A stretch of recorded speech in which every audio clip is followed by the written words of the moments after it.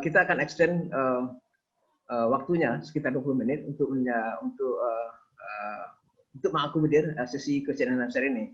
Jadi pertanyaan memang kami prioritaskan yang melalui chat, dan kemudian kami juga akan memilih mana pertanyaan yang paling relevan dengan materi hari ini, termasuk juga dengan bidang bisnisnya NQ. Seperti kita ketahui, NQ teknologi itu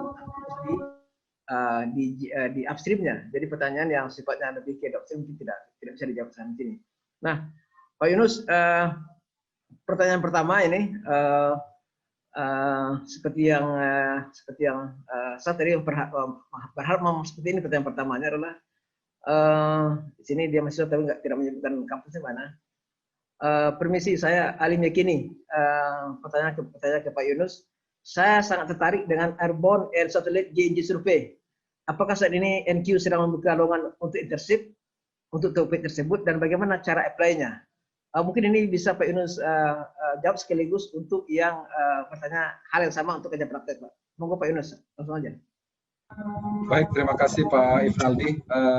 Singkat saja, jadi memang kita open to anyone yang tertarik untuk melakukan kerja praktek ataupun belajar di tugas akhir ataupun nanti juga ke internship. Saya kira nanti bisa kontak ke ini, kalau di web itu ada kontaknya, contact@newquestgeotechnology.com. Itu dihubungi saja di situ. Nanti silakan dikemukakan maksud dan tujuannya dan sebagainya, tulis di email dan nanti kita akan respon. Saya kira anyone itu silakan bisa berhubungan dengan NQ melalui contact@newquestgeotechnology.com.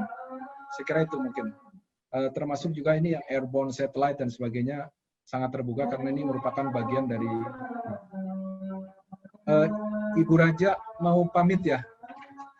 Terima kasih banyak Ibu atas kehadirannya, bantuannya, supportnya luar biasa sehingga menghubungkan kita semua yang di sini dengan Profesor Hofstein. Titip salam juga ini. Oh iya, mohon maaf karena sekarang di sini sudah jam 8. Iya, terima kasih. Tadi ada yang nitip salam dari Ibu Neni untuk Profesor Hofstein juga dan audiens di sini untuk beliau. Ya, terima kasih. Terima kasih banyak Ibu. Ya, terima kasih. Bye-bye. Terima kasih. Assalamualaikum. Terima kasih Dr. Raja, terima kasih. Baik, saya kira tadi begitu yang terkait dengan satellite airborne. Kita pun juga melakukan riset-riset ke arah sana dan insya Allah bisa dibicarakan secara lebih detail. Gitu Pak If. Pak Yunus, ini pertanyaan kedua, ini dari daerah Pak. Ini ya karena tadi Bapak menyebut salah satu daerah yang diproses oleh NQ itu Newquest itu adalah Atade Pak. Ini pertanyaannya apakah boleh dijawab atau tidak ini terkait kerahasiaan. Terkait feasibility study di lapangan Atade, seberapa besar potensi yang dimiliki dan apa saja faktor yang berpotensi menjadi hambatan sampai kepada pembangunan power plant-nya. Ini yang bertanya langsung dari Putra Lembata ini Pak. Bapak Hasrat Udin Ismail, Pak. Terima kasih. Masya Allah. Oke, terima kasih Pak Hasrat Ismail ya. Ini Putra Lembata. Jadi ya kita ditakdirkan Tuhan itu ketemunya di sini hari ini. Sebetulnya kami juga bolak-balik ke Lembata itu menginap di sana beberapa lama gitu. Ketika mengerjakan proses pre-FS di Atade. Atade sangat menarik. Saya tidak menyebutkan besar angkanya gitu ya, tapi Atade ini menarik dan bahkan kalau di Atade pun juga tidak hanya satu area saja yang di situ ada mata air ada fumarolnya gitu, steam fan-nya, tapi juga ada Lewi Golok ya, ada di daerah situ. Ada beberapa lagi yang memang tidak mungkin saya sebutkan satu persatu. Sistemnya itu ada beberapa kantong-kantong yang ada di sana dan ya, alhamdulillah waktu itu ada manifestation hunter tim kami gitu yang memang mencari-cari informasi ke atas gunung dan sebagainya sehingga didapatkan manifestasi-manifestasi baru dan itu membuka wawasan, kemudian juga membuka riset lebih lanjut sehingga kami bisa mendapatkan beberapa prospek di daerah Atadei gitu. Kemudian faktor hambatan saya kira ya memang infrastruktur ya, terutama ya di sana untuk menuju sampai ke Atadei itu, aduh, meliuk-liuknya ini jalannya itu panjang. Saya tidak bisa sebutkan berapa kilometernya, tapi ini kalau dibangun jalan ini saya kira lumayan panjang. Kelihatannya udah gitu banyak lekukan-lekukannya, karena memang tim teknik sipil kami pun juga datang ke sana, kemudian mengukur dan sebagainya, memperkirakan. Nah, ini salah satu. Tapi sudah barang tentu kesulitan-kesulitan itu saya yakin insya Allah bisa diatasi kalau kita memang kompak, semangat, sama-sama menyatukan pikiran untuk bisa mengoptimalkan Atadei yang itu luar biasa sudah diberikan oleh Tuhan Yang Maha Kuasa. Saya mungkin bisa jawab seperti itu saja. Barangkali nanti kapan kalau ada waktu kita bisa bincang-bincang lebih detail lagi. Saya kira itu Pak Ibu. Terima kasih. Pertanyaan selanjutnya Pak Yunus, mungkin nanti kalau Pak Yunus tidak bisa jawab semua, bisa di-share dengan Pak Surya atau Pak Seyogi, Pak. Ini menarik pertanyaannya dan ini optimistik sekali. Saya Fadila dari UI ingin bertanya. Seperti yang kita tahu Indonesia saat ini peringkat 2 pemetaan geotermal dunia, sedang mencoba menjadi peringkat pertama. Kemudian ada hasil berita yang menyatakan bahwa Indonesia menargetkan roadmap dengan target 8 gigawatt pada tahun 2030. Bagaimana Pak Yunus menanggapi ini? Apakah Indonesia sanggup saat ini karena baru sekarang itu baru 2 gigawatt? Dan bagaimana peran NQ untuk mewujudkan itu? Oke, terima kasih. Nanti mungkin Pak Yogi, Pak Surya bisa menambahkan. Jadi memang roadmap 8 gigawatt 2030 ini memang optimistik sekali, dan ya memang kita juga harus optimis juga untuk mengembangkan lapangan-lapangan seperti ini. Sekarang baru 2 giga menuju ke 8 gigawatt di tahun 2030. Jadi kira-kira ada 10 tahun kurang lebih untuk mengembangkan 6 gigawatt. Jadi sudah barang tentu kita punya optimistik ke sana, dan kita petakan satu persatu mana-mana yang bisa diparalelkan untuk dikembangkan dan sebagainya. Saya kira ini cukup penting ya. Yang pertama itu sehingga nanti benar-benar nanti realistiknya berapa untuk bisa sampai 2030. Namun juga saya harus sampaikan bahwa untuk mencapai misalnya ya, Amerika itu sekitar 3.500 megawatt. Amerika 3.500 megawatt installed capacity. Dan untuk sampai kepada ini mudah-mudahan kita bisa melampaui Amerika. Saya insya Allah dengan convergence kita seluruh komponen bangsa, pemerintah, industri, masyarakat, perguruan tinggi dan sebagainya bisa mudah-mudahan untuk bisa melewati 3.500 dari apa yang dikembangkan Amerika saat ini. Mudah-mudahan bisa lebih dari itu yang sangat kita harapkan. Mungkin Pak Yogi, Pak Surya barangkali bisa menambahkan ada insight yang lain, silakan. Silakan Pak Surya atau Pak Seyogi untuk topik ini, Iya. Pak Yogi mau nambah dulu, silakan. Kalau enggak gini, saya kira target ini memang betul, ini fantastik gitu ya. Pengalaman kita, target ini sebetulnya sudah dicanangkan sejak tahun 2006 sebetulnya, 2006.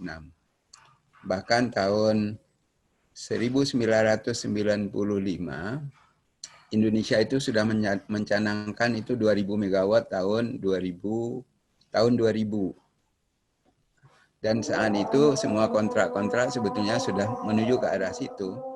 Tetapi krisis ekonomi tahun 98 menyebabkan semua proyek yang sudah deal untuk dikembangkan menjadi 5.000 itu kemudian semuanya batal. Karena batal itulah kemudian kita back to 01 gitu ya. Kenapa back to 01? Tadinya sudah maju ke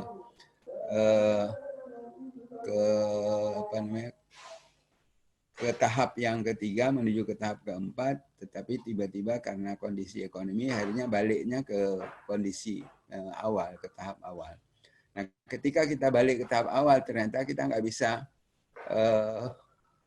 cepat ya kembali untuk bisa balik lagi ke kondisi pada kuartal ketiga. Nah, oleh karena itu yang terjadi sekarang kemudian kita agak sedikit terseok-seok berada pada posisi di posisi 0 dengan posisi 1. Nah, mudah-mudahan harapan kita ke depan ada beberapa hal yang sebetulnya menyebabkan ini bisa terjadi. Salah satu di antaranya adalah selama ini aturan mengenai sektor panas bumi dan energi terbarukan itu yang menyebabkan sering berubah-ubah. Mudah-mudahan ke depan itu akan di recover dengan terbitnya peraturan presiden yang sekarang sudah pada tahap final. Mudah-mudahan dengan terbitnya peraturan presiden ini akan menjadi entry point bagi semua pihak untuk bisa melakukan ke arah itu. Oleh karena itu tentu saja ini nggak bisa dilakukan sendiri-sendiri. Harus dilakukan secara bersama-sama dari segala aspek, ya, dari aspek bisnis, dari aspek SDM, dari aspek saintifiknya, kemudian dari aspek operasionalnya. Jadi aspek-aspek ini harus digiring secara bersama-sama, dilakukan bersama-sama oleh semua pemangku kepentingan. Karena itu saya kira New Quest yang sekarang bergerak di sektor saintifik, kemudian nanti barangkali beberapa perguruan tinggi menyiapkan SDM-nya, kemudian Kementerian SDM akan mengawal dari sisi regulasi, dan tentu ada API, ada METI, itu akan mengawal semua proses ini agar sesuai dengan apa yang direncanakan. Karena kalau ini masih agak meleset lagi, tentu saja harapan 8.000 tahun 2030 itu akan sangat-sangat berat untuk dipenuhi. Nah, karena itu kami dari beberapa pemangku kepentingan, khususnya dari asosiasi, sedang berupaya untuk mengawal agar regulasi yang mendukung ke arah itu agar bisa segera dikeluarkan. Termasuk terbitnya Undang-Undang Energi Terbarukan yang minggu lalu sudah mulai dibahas di DPR di Komisi 7. Barangkali itu Pak Yunus. Mudah-mudahan itu bisa memberikan gambaran secara umum. Terima kasih banyak, ini tambahannya Pak Surya luar biasa. Pak Yogi ada tambahan berkenaan dengan ini? Saya mau ingin menambahkan, saya pernah mengevaluasi high potential, probable potensial di Indonesia itu 15.000 megawatt yang high temperatur. Jadi kita bicara high temperatur. Nah, kita lihat dari data yang ada ini, saya baru hitung-hitung. Existing lapangan itu kan ada 3 punya Star Energy, itu dia masih punya resources, masih punya cadangan dari 3, yaitu Wayang Windu, Darajat, lagi Salak, itu mereka masih punya sisa 150 megawatt. PGE ada 5 lapangan yang sudah produksi, yang sekarang itu ada sekitar sisa 300 megawatt sampai 500 megawatt. Di Unipa 2 lapangan, Dieng dengan Patuha, itu masih ada 300 megawatt. Kemudian Supreme dengan 3 lapangan, itu dia ada 500 megawatt. Kalau kita total dari situ, minimal ada 2.500. Kalau kita tambahkan yang lainnya, seperti KS Orka, kemudian Sarula itu masih ada 700 megawatt sisa potensial probable. Jadi kita total tidak kurang dari 3.200 megawatt itu yang sudah di depan mata. Kapan itu terjadi? Nah, tinggal tergantung roadmap-nya berapa tahun. Kalau itu 3.200 ditambah sekarang 2.000 sudah 5.200. Jadi 8.000 itu bukan mustahil, hanya waktu saja yang menentukan kapan. Saya bicara yang existing ya. PGE tadi yang ditambah yang belum di-develop seperti Lumut Balai, Hulu Lais tidak saya masukkan, belum produksi. Itu PGE sendiri punya cadangan sekitar 500-an lebih megawatt. 5.500 megawatt pada tahun berapa nanti tidak jauh dari angka-angka itu. Terima kasih. Terima kasih Pak Yogi. Saya luar biasa ini angka-angka ini. Jadi memang Pak Ifnaldi optimistik ini memang beralasan ya, apalagi didukung dengan data-data seperti yang Pak Yogi dan Pak Surya sampaikan bahwasanya ini ya optimistik ini memang beralasan. Kemudian lapangan-lapangan yang masih green, saya kira dengan ada program government drilling, saya kira ke depan pun juga menarik, dan ini dalam kerangka untuk penguasaan teknologi lebih jauh. Enki selama ini bekerja sama dengan pemerintah, support Kementerian SDM terkait dengan persiapan government drilling, tata kelola dan sebagainya ke depan, sehingga mudah-mudahan yang lapangan-lapangan yang existing ini bisa terus dikembangkan dengan baik, tentu dengan manajemen yang sustainable. Kemudian lapangan-lapangan yang baru ya sudah barang tentu dengan diantaranya dengan government drilling, sehingga risikonya ini pun juga bisa turun dan bisa menarik investor-investor baru untuk bergabung. Saya kira ke depan kita semangat, dan pengembangan SDM generasi muda di sini pun juga banyak yang hadir mendengarkan juga bahwa kita pun juga perlu bersama-sama mempersiapkan generasi ke depan terkait dengan geothermal. Terima kasih Pak. Terima kasih. Luar biasa sekali angka-angka dari Pak Seyogi. Beliau bisa melihat ada lebih 3.000-an yang sudah di depan mata. Kalau kita compare dengan data Badan Geologi, memang itu di atas 2.000, sedikit di bawah angkanya Pak Seyogi. Dan yang paling menarik tadi ketika beliau bicara Serula itu sudah menjadi yang terbesar sekarang. Sebetulnya potensinya bisa satu lapangan itu bisa mencapai 1 gigawatt ya, seperti yang kata beliau tadi. Jadi ini memang semuanya menjadikan kita lebih optimis untuk meskipun barangkali tidak tercapai yang 8 gigawatt roadmap, tapi 1 tahun nanti di dekade depan untuk menjadi nomor 1 sangat mungkin. Kita masih ada waktu sekitar 5 menit, Pak Yunus. Masih ada satu pertanyaan, Pak Yunus. Ini Ijen memang menjadi hotspot, jadi menarik sekali, Pak ya, karena disebut sebagai hidden pertama di Indonesia ini. Jadi pertanyaan begini, Pak Yunus. NQ dengan teknologinya mampu mengungkapkan hidden reservoir di Ijen dengan manifestasi yang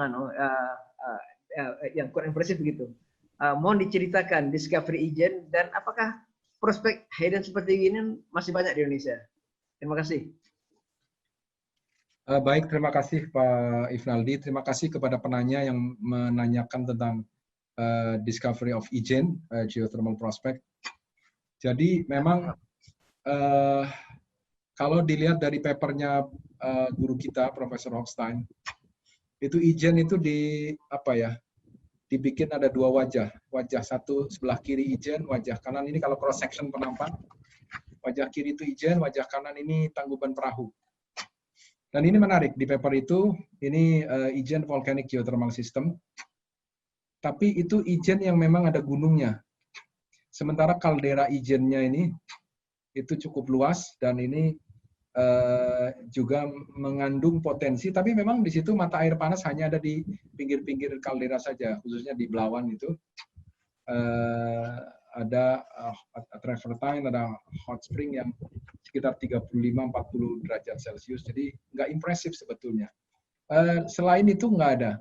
Jadi kekhawatirannya adalah apakah di tengah-tengah kaldera ini misalnya ada geothermal, kalau ada apakah nggak asam, kalau nggak ada apakah nggak banyak bikarbonatnya dan sebagainya. Nah ini sementara itu hidden, di atasnya di cover oleh lava, sehingga struktur pun juga nggak kelihatan. Struktur nggak kelihatan, isinya lava, manifestasi nggak ada, ya sehingga waktu itu ada perusahaan besar yang akhirnya menolak juga untuk mengembangkan itu. Ini menarik. Nah kemudian kami dipercaya untuk melakukan resource assessment, dan tadi saya sampaikan bahwa kami harus memulai dari data-data mentah, ya data mentah MT khususnya karena dari geologi juga strukturnya nggak terlalu kelihatan, tapi dengan remote sensing kita bisa perkirakan ada struktur-struktur yang terlihat dan interpreted gitu dari remote sensing. Jadi airborne remote sensing ini sangat berguna untuk bisa memberikan guidance. Kemudian geokimia agak sulit karena memang mata air panas di situ juga nggak ada kecuali yang ada di Belawan. Sehingga mau nggak mau harus mengoptimalkan teknologi geofisik. Nah, teknologi MT yang kita gunakan, tadi juga ada penanya yang menanyakan kenapa MT digunakan, karena MT itu bisa memetakan low resistivity atau little bit higher resistivity in reservoir gitu, bisa memetakan sistem geothermal di bawah permukaan dengan menggunakan MT. Metode lain lumayan susah. Seismik tidak bisa bekerja juga di situ. Nah, kami kembangkan itu dari pemrosesan data mentah, kemudian sampai dapat clean and genuine, kemudian kami lakukan inversi 3 dimensi. Setelah itu didapat ada clue, ada abdom yang diindikasikan ini mirip dengan adanya reservoir ini. Nah, kemudian kami sepakat juga waktu itu dengan Medco untuk melakukan tambahan survei untuk menginfill karena jaraknya cukup jauh, 1,5 sampai 2 km, kemudian diinfill lagi sehingga jaraknya sekitar 500 sampai 700 meter di daerah yang diduga ada prospeknya. Ternyata setelah dilakukan tambahan titik itu juga makin memperjelas di situ ada resources. Sehingga tidak ada cara lain untuk membuktikan itu kecuali juga harus dibor. Tapi karena memang nggak ada impressive manifestation, maka kami rekomendasikan untuk membor dengan slim hole. Harapannya risikonya tidak terlalu besar dan mudah-mudahan berhasil. Dan alhamdulillah itu berhasil. Nah, kalau di daerah-daerah lain yang seperti itu, saya kira ya bisa kita temukan memang ciri-cirinya adalah ada manifestasi di daerah outflow, tetapi upflow-nya itu masih nggak kelihatan. Di mana nih upflow-nya? Contoh di Ijen itu outflow-nya banyak gitu, tapi upflow-nya itu nggak tahu di mana. Tapi gunung ada di situ, ada di Eri Wakang. Kemungkinan ada di situ. Nah, ini pun juga baru saja kami pun juga melakukan survei MT dan memberikan indikasi bahwa hipotesis kami di hidden geothermal ini juga menunjukkan hal yang sama. Memang ini belum dibor. Kami saat ini sedang lakukan R&D-nya terus untuk bisa membuktikan bahwasannya itu di situ ada resources yang lebih besar. Nah, similar setting yang seperti itu ada di lapangan-lapangan yang lain yang saya tidak bisa sebutkan, dan ini disebut dengan hidden geothermal system. Itu mungkin Pak If. Terima kasih. Terima kasih Pak Yunus. One last question Pak Yunus, ini tentang software nih. Ini dari Muhammad Fauzan dan Saiman. Kendala apa yang ditemui khususnya dalam pengembangan software untuk survei geothermal? Nah, ini pertanyaan. Ya, memang pengembangan software ini tidak mudah. Bisa dibayangkan kalau kami di kampus itu satu kelas ada sekitar 40 sampai 50 orang yang tertarik mengembangkan penelitian di TA itu paling satu gitu. Mau bilang 2 susah banget Pak Yunus. Iya betul. Ya kadang bisa 2 tapi itu jarang. Jadi satu kelas bimbingan saya itu yang ke arah software itu 1, dan itu tidak setiap semester ada yang seperti itu. Dan ini cerita tentang SDM. Kalau di Fasilkom saya kira mungkin banyak, tapi mungkin softwarenya untuk aplikasi-aplikasi macam-macam lah gitu ya. Go apa itu mungkin bisa, tapi ini aplikasi untuk geoscientific. Apalagi memang ini khusus untuk menurunkan risiko pemboran. Ini tidak mudah. Jadi memang perlu pengetahuan tentang geoscience, kemudian perlu pengetahuan juga tentang computer science gitu. Ini bukan kendala sih, saya kira tantangan ya buat anak muda, ini bukan kendala, saya kira tantangan. Dan alhamdulillah saya dulu memang waktu belajar juga senang juga pembuatan program, termasuk S2 saya dulu selain di Selandia Baru saya kerjakan di UI juga, itu mengerjakan programming juga. Mengerjakan programming tidak mudah dan memang siang malam harus coding terus, kalau belum jalan-jalan ya nggak bisa tidur gitu. Nah, ini kendala ya, jadi memang luar biasa, tapi memang butuh orang yang punya passion dan perlu dilakukan dengan tim, dan saya alhamdulillah punya tim tim pengembangan software itu, dan alhamdulillah dengan 7 paten saya kira itu kami patut bersyukur kepada Tuhan Yang Maha Kuasa untuk pengembangan software. Dan saat ini pun juga kemarin kami juga baru melakukan rekrutmen. Ada SDM yang cukup bagus bergabung dengan kami dari Fasilkom ya, ada di Yogyakarta. Nah, bergabung dengan kami, dan ini juga akan memperkuat software yang mudah-mudahan 2011 akan launching, insyaallah. Terima kasih Pak If. Terima kasih. 2021 maksudnya. 2021. Audiens semua, kita sudah sampai pada akhir acara. Yang pertama kami mohon maaf untuk pertanyaan yang tidak terjawab ya, karena memang harus kita prioritaskan, kita pilih-pilih mana pertanyaannya. Kemudian yang belum terjawab tapi relevan nanti akan kami balas dengan email nanti ya.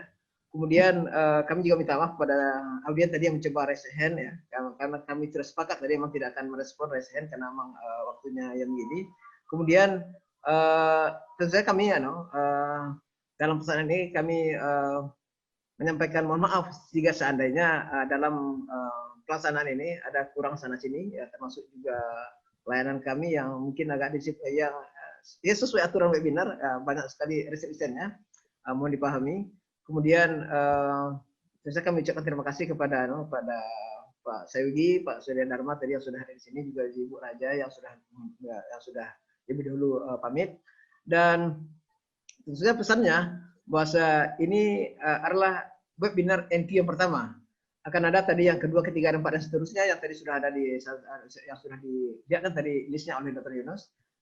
Kami berharap nanti kita ketemu lagi nanti pada tanggal 7 Oktober ya, tanggal 7 Oktober dengan The 3 Million Wells, kalau nggak salah saya judulnya tadi mana yang menarik ini. Nah, demikianlah acara webinar sore ini. Pak Yunus, sebelum saya tutup ada nggak? Ada message atau ada apa nggak sebelum saya tutup? Ya, saya ingin mengucapkan terima kasih kepada senior-senior kami, guru-guru kami ya.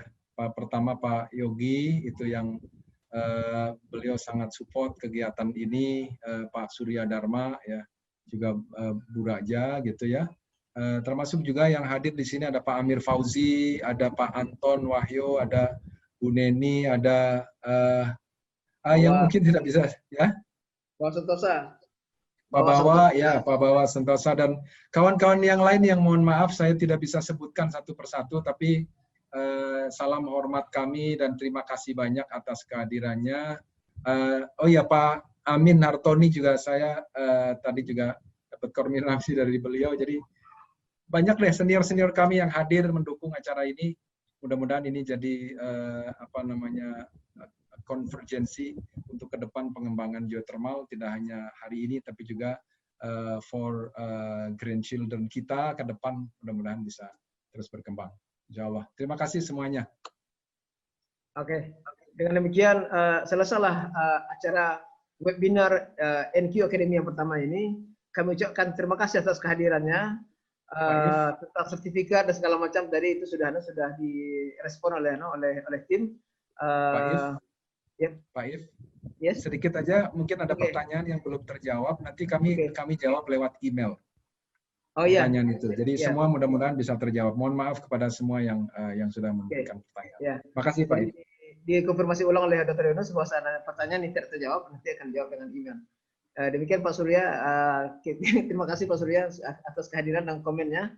Kita akan segera pamit ini. Jadi demikianlah Pak, saya tutup dengan bila taufiq hidayah. Assalamualaikum warahmatullahi wabarakatuh. Jayalah geothermal Indonesia.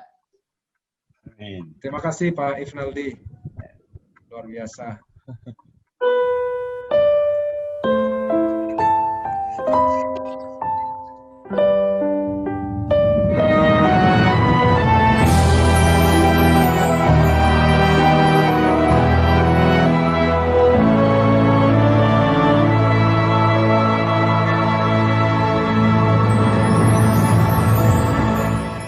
Tanah airku Indonesia, negeri elok amat ku cinta, tanah tumpah darahku yang mulia, yang ku puja sepanjang masa.